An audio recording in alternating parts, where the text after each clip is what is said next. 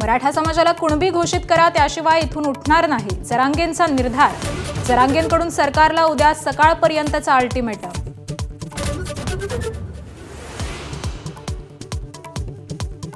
न्यायमूर्ती संदीप शिंदेंनी घेतली मनोज जरांगेंची भेट. सातारा आणि हैदराबाद गॅझेटियरच्या नोंदणीनुसार प्रमाणपत्र देण्याची मागणी, तर शिंदे समितीनं मागितला 6 महिन्यांचा वेळ.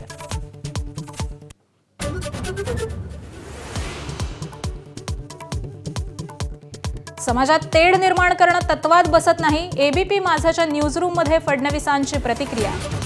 आम्ही मराठा समाजाच्या हिताचे निर्णय घेतल्याचंही वक्तव्य.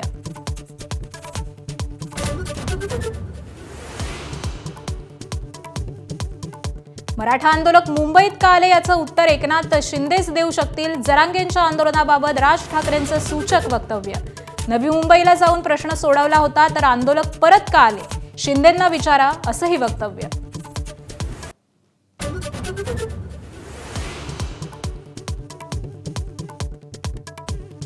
मुख्यमंत्री देवेंद्र फडणवीसांना महाराष्ट्र अस्थिर करायचा आहे, जरांगेंची टीका. तर दुकानं पाणी फडणवीसांच्या आदेशानेच बंद केली, पण गोंधळ करू नका, मनोज जरांगेंचं आंदोलकांना आवाहन.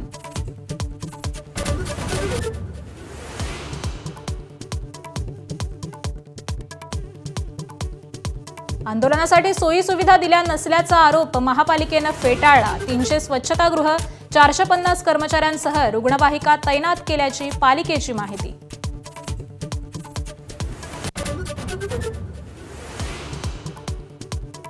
घटनेमध्ये बदल केला तरच आरक्षणाचा प्रश्न सुटू शकतो, शरद पवारांचं मोठं वक्तव्य.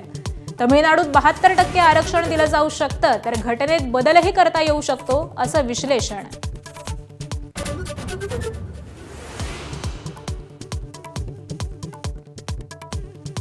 मनोज जरांगे हा शरद पवारांचा सुसाईड बॉम्ब. भाजपचे आमदार संजय केनेकर यांचं वादग्रस्त वक्तव्य.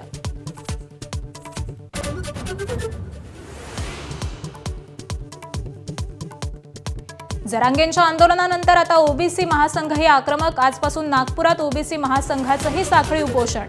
मराठा समाजाला ओबीसी अंतर्गत आरक्षण देण्यास कडाडून निषेध.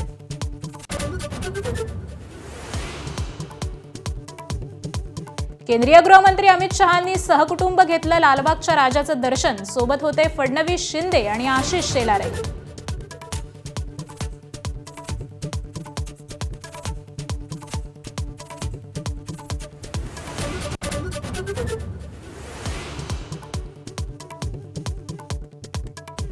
मुंबई दौऱ्यावर आलेल्या अमित शहांच्या सरकारी विमानात तांत्रिक बिघाड. ऐनवेळी उपमुख्यमंत्री शिंदेंच्या चार्टर्ड विमानानं शहा गुजरातकडे रवाना.